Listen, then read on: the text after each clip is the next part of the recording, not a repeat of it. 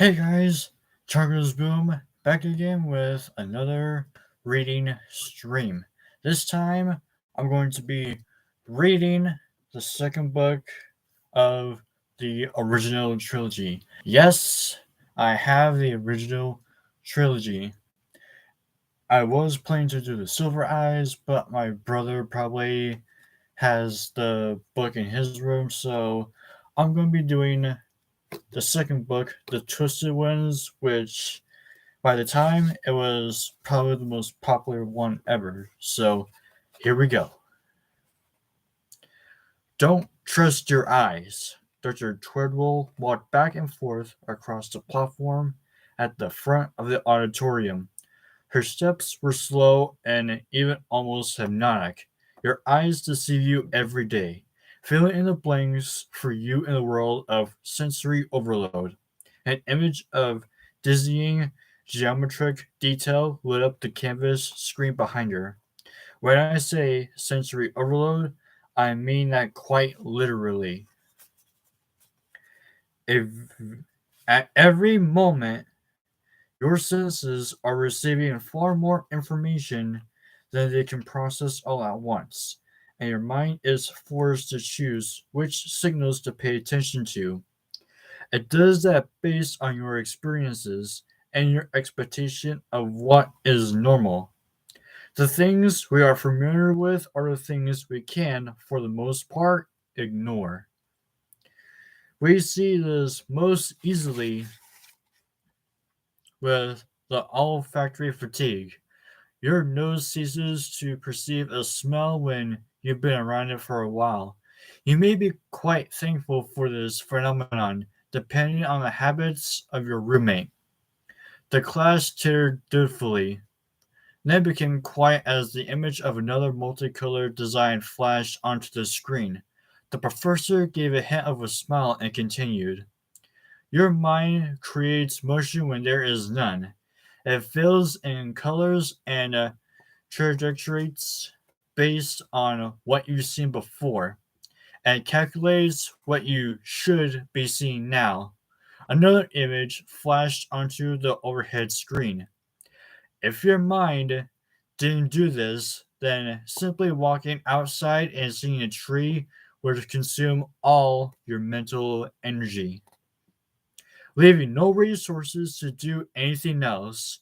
In order for you to function in the world, your mind fills in the spaces of that tree with its own leaves and branches, 100 pencils scribbled all at once, filling the lecture hall with a sound like scurrying mice.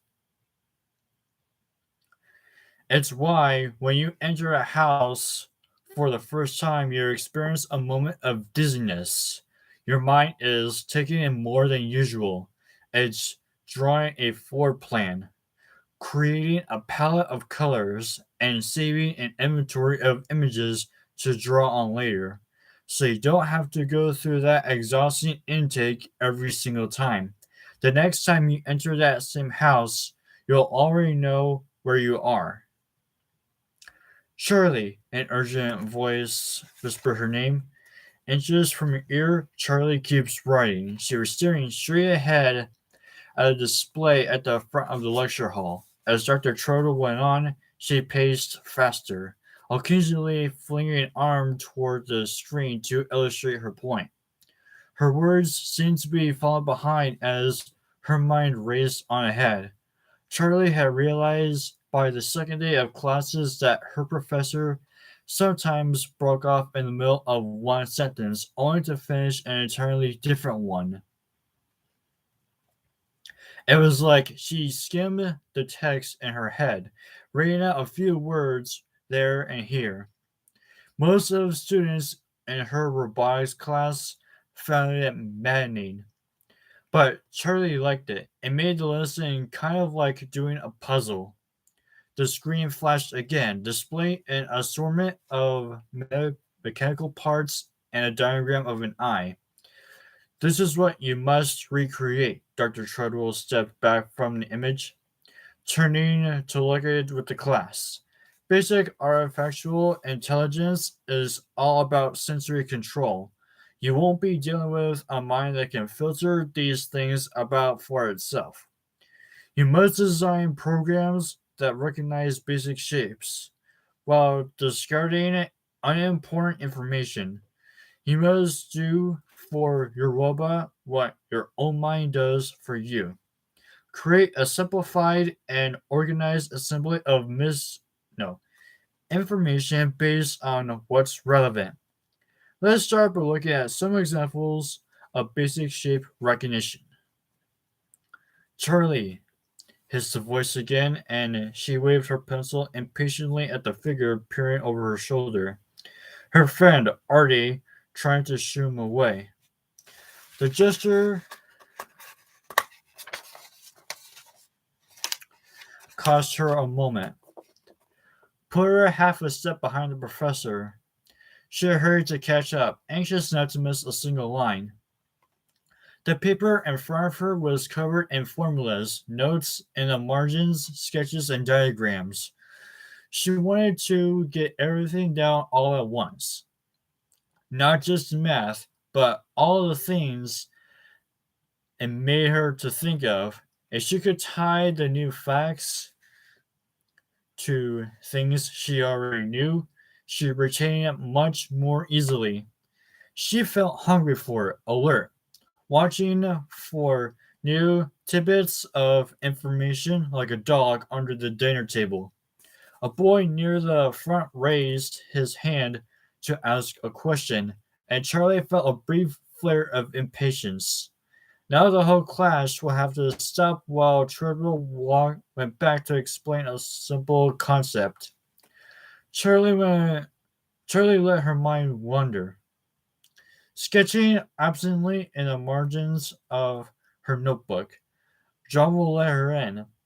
He glanced She glanced restlessly at her watch. An hour. I told him maybe someday we'll see each other again. I guess it's someday. He had called out of the blue. I'm just going to be passing through, he said, and Charlie hadn't bothered to ask how he knew where she was. Of course, he would knew. There was no reason not to meet him. And she found herself alternating excited and filled with dread. Now, as she absently sketched rectangular forms along the bottom of her notepaper, her stomach jumped, a little spasm of nerves. It felt like a lifetime since she last saw him. Sometimes it felt like she'd seen him yesterday, as if the last year hadn't passed, but of course it had, and everything had changed for Charlie once again.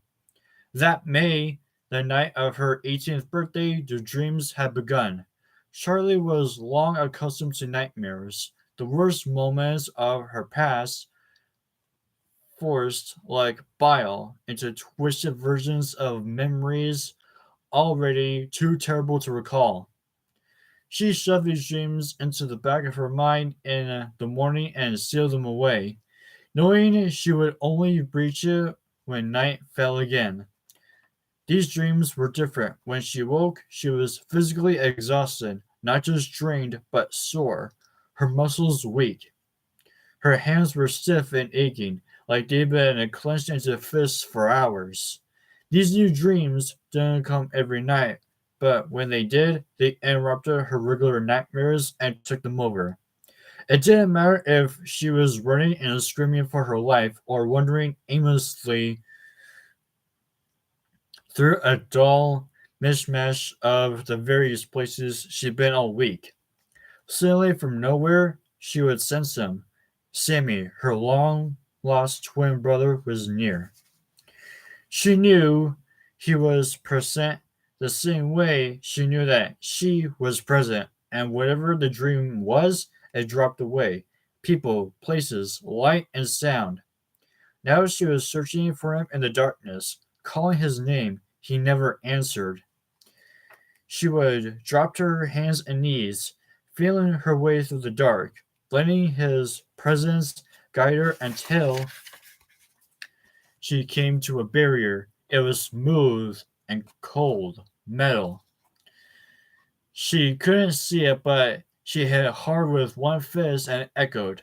See me? She would call, hitting harder. She stood, reaching up to see if she could scale the slick surface, but it stretched up far above her head.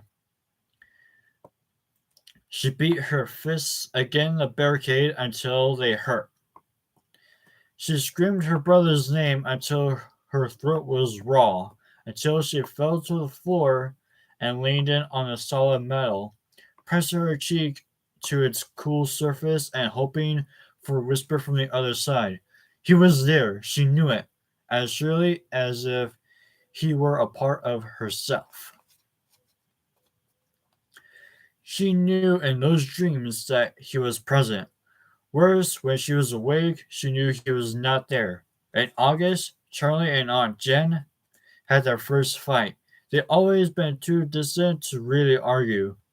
Charlie never felt the need to rebel because Jen provided no real authority, and Jen never took anything Charlie did personally, never tried to stop her from doing anything as long as she was safe.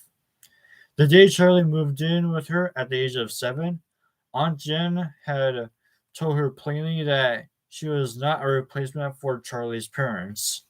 By now, Charlie was old enough to understand that Jen had meant it was a gesture of respect, a way to reassure Charlie that her father wouldn't be forgotten, that she would always be his child. But at the time, it was seemed like an admonishment. Don't expect parenting. Don't expect love. And so Charlie hadn't. Jen had never felt had never failed to care for Charlie. Charlie had never wanted for food or clothing, and Jen had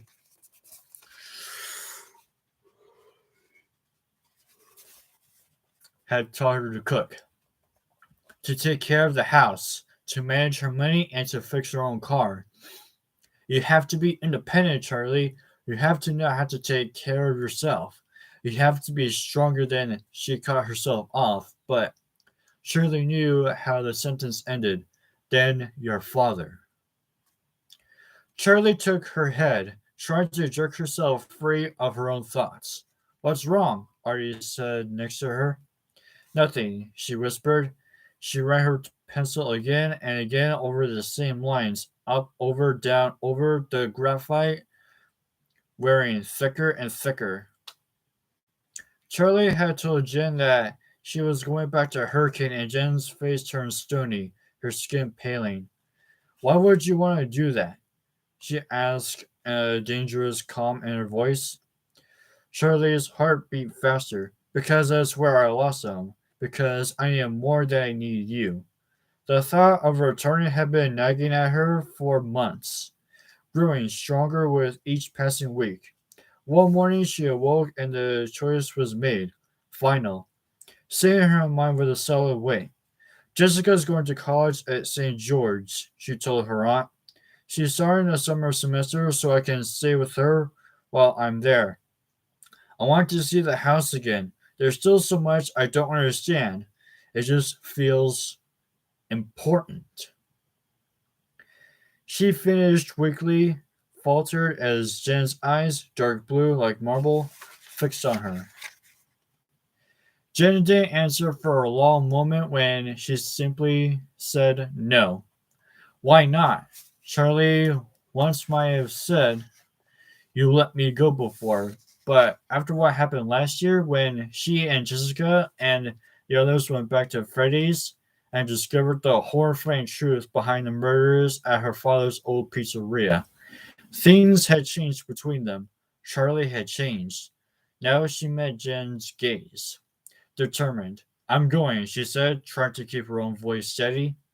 Then everything exploded. Charlie didn't know which of them started shining first, but she screamed until her throat was fiery and sore. Hurling out of her haunt, very pain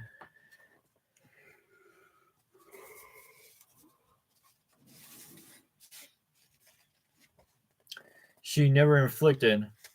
Every hurt she had failed to prevent, Jane shot back that she only ever meant to care for Charlie, that she had always done her best, flinging reassuring words that somehow dripped into poison.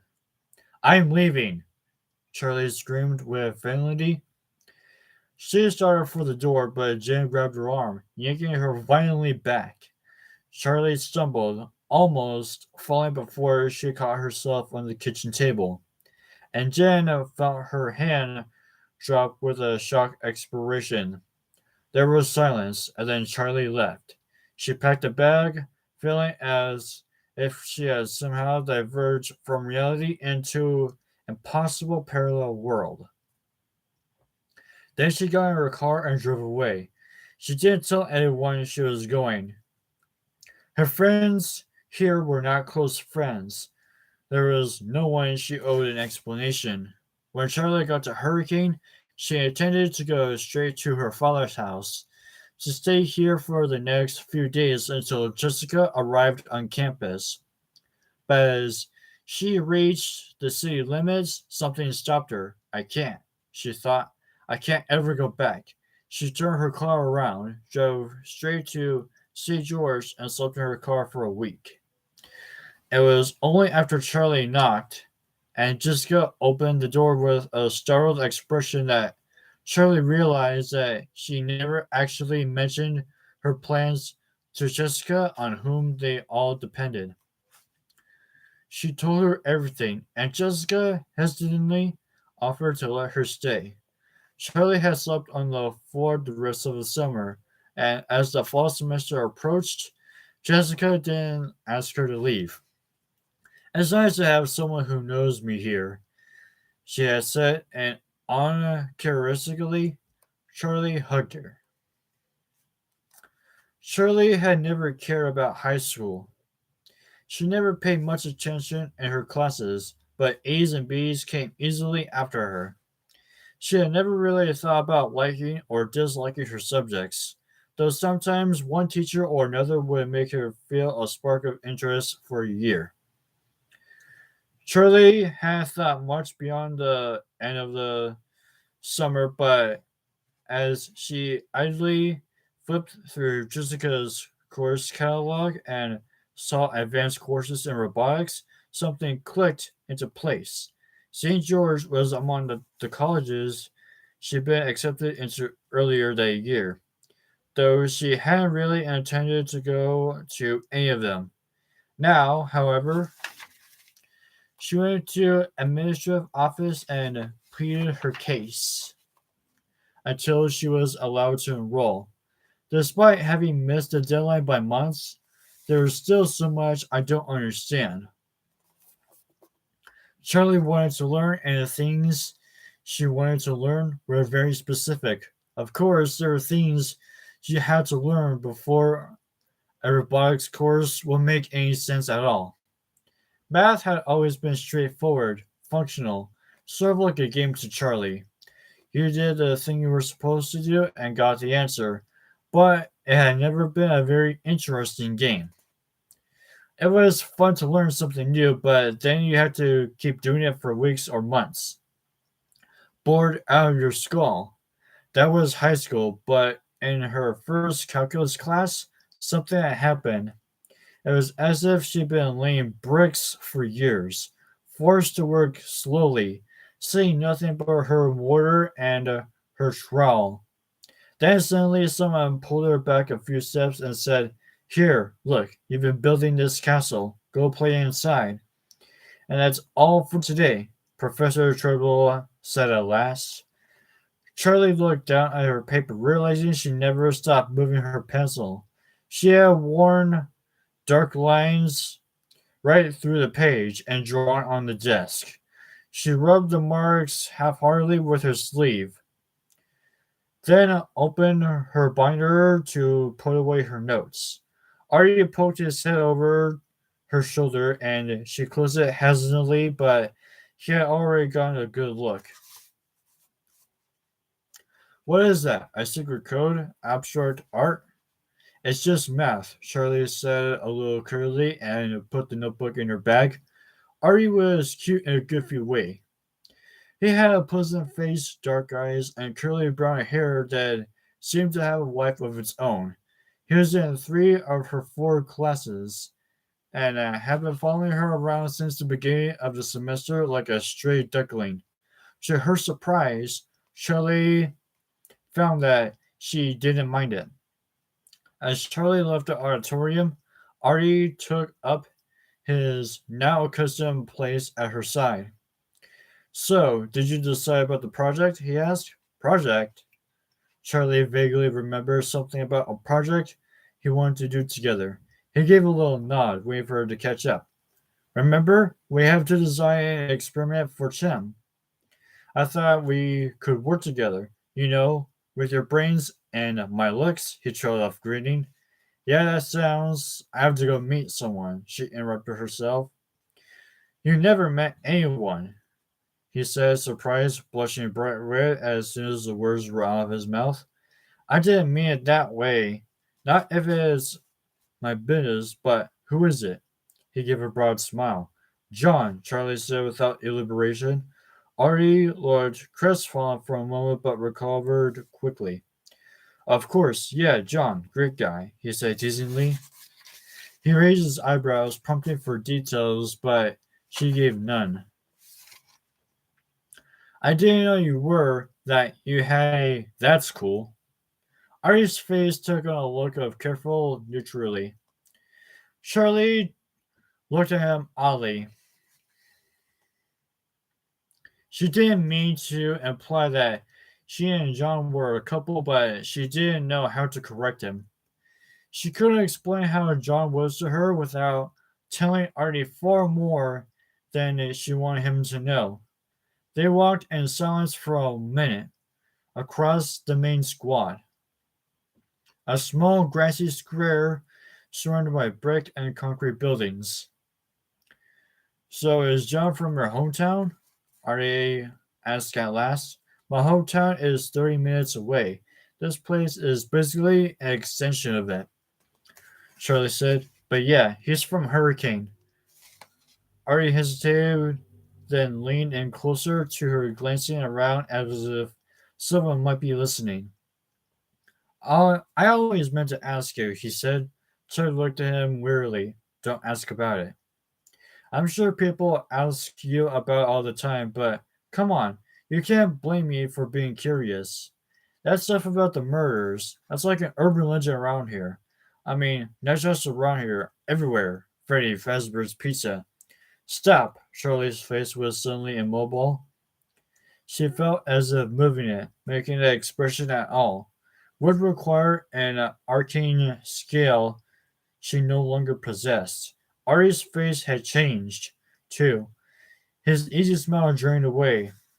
He looked almost frightened. Charlie bit the inside of her lip, willing her mouth to move. I was just a kid when all that happened, she said quietly. Artie nodded, quick and skittish. Charlie made her face move into a smile. I have to go meet Jessica, she lied. I have to get away from you. Artie nodded his head again like a bobblehead doll. She turned and walked away toward the dorm, not looking back. Charlie blinked into the sunlight. Flashes of what happened last year at Freddy's were batting at her. Snatches of memory plucking at her clothing with cold iron fingers. The hook above poised a strike. No escape. A figure looming behind the stage.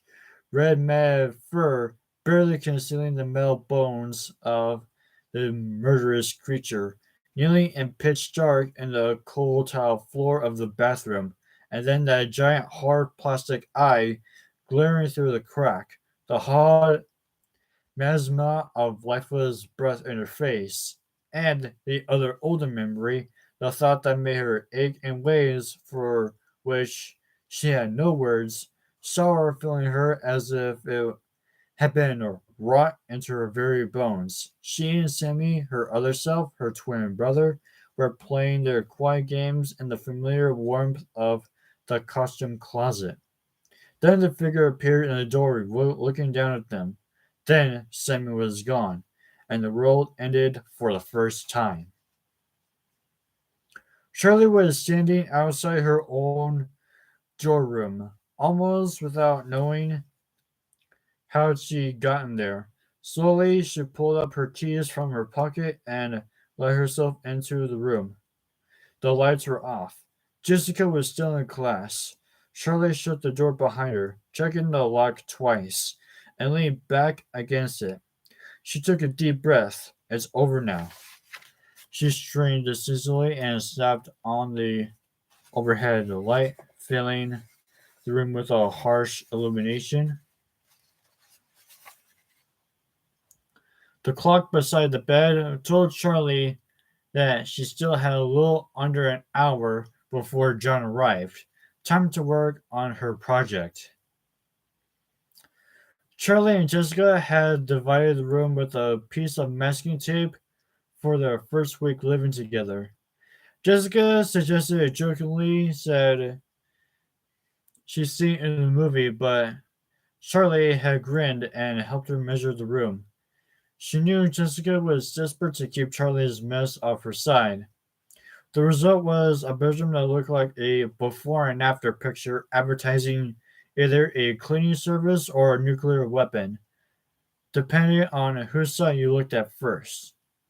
On Charlie's desk, there was a pillowcase draped over two indistinct shapes. She went to her desk and removed it, folding it carefully and placing it in her chair. She looked at her project. Hello, she said softly. Two mechanical faces were held upright on metal structures and attached to a length of board. Their features were indistinct, like old statues worn away by rain, or a new clay not fully yet sculpted. They were made of a malleable plastic, and where the backs of their heads ought to be were instead networks of casings, microchips, and wires.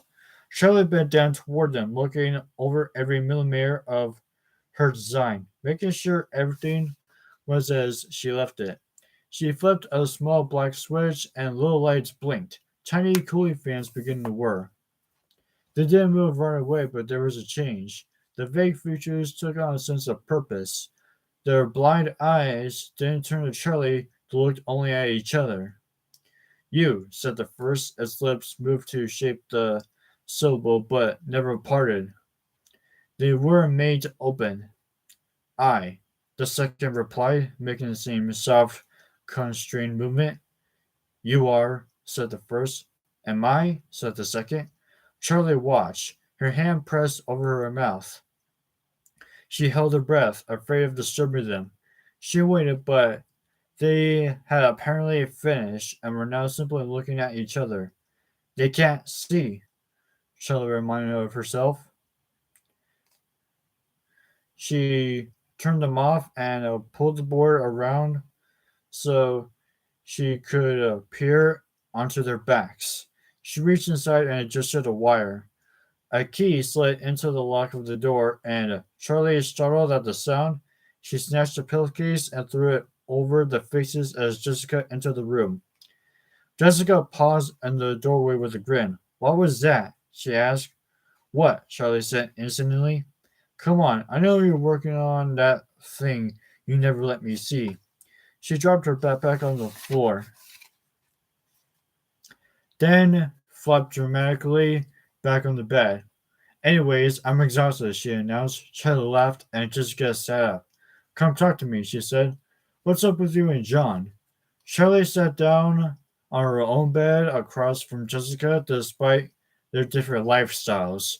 She liked living with the other girl. Jessica was warm and bright while her is as she went about the world, still intimidating Charlie a little.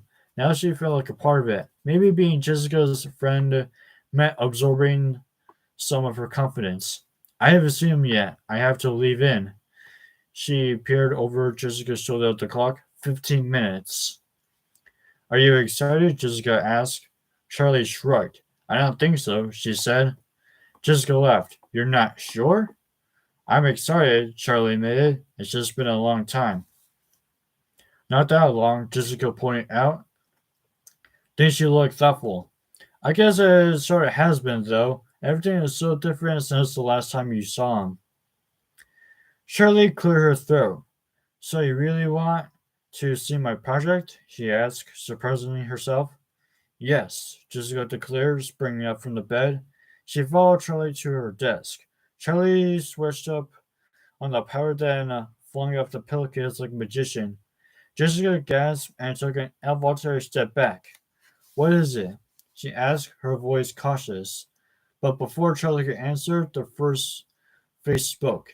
Me, it said. You, the other replied, and they both fell silent again. Charlie looked at Jessica. Her friend had a pinched expression, like she was holding something tightly inside. I, the second face said. Charlie hurried to switch them off. Why do you have that look on your face? She said. Jessica took a deep breath and smiled at her. I haven't had lunch yet, she said, but something lingering in her eyes. Jessica watched as Charlie replaced the pillowcase levelly over the faces as if she were taking a child into bed. She looked uncomfortable around the room.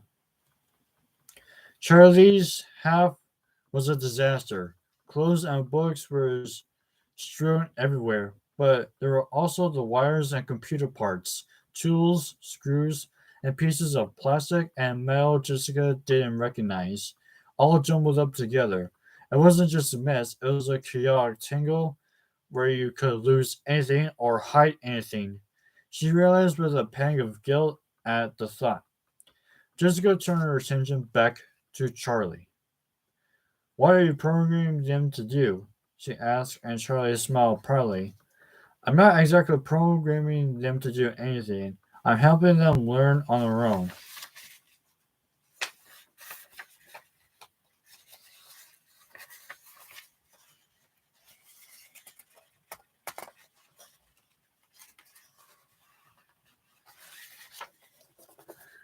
Right, of course. Obviously, Jessica said slowly as she did something caught her eye. A pair of shiny plastic eyes and long flappy ears were peering out from a pile of dirty laundry. Hey, I noticed you brought Theodore, your little robo robot, she exclaimed, pleased to have remembered the name of Charlie's childhood toy. Before Charlie could respond, she picked the stuffed animal up by his ears and came away with only his head.